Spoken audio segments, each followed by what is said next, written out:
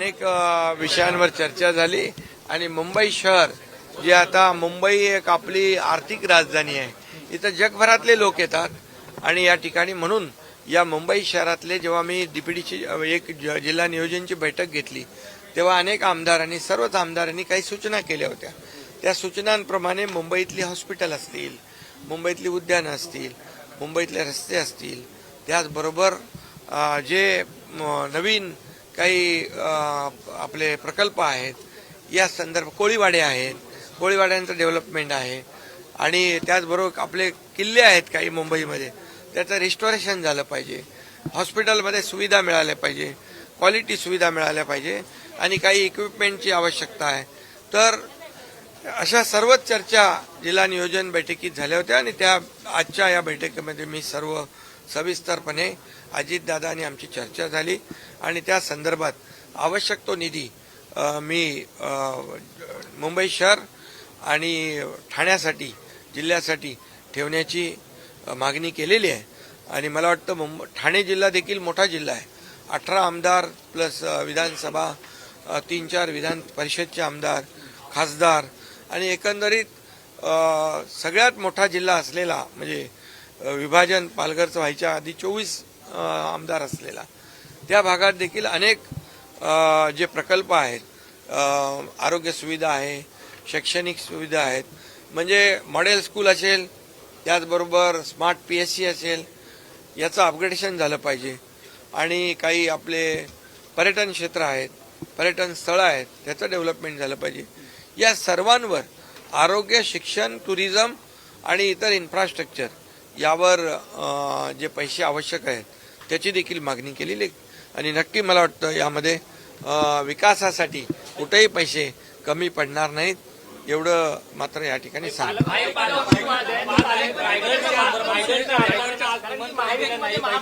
आज पालकमंत्र्याची बैठक नव्हती।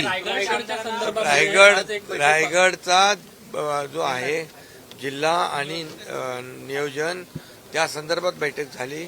पालकमंत्र्याचा वाद देखील लवकर मिळेल।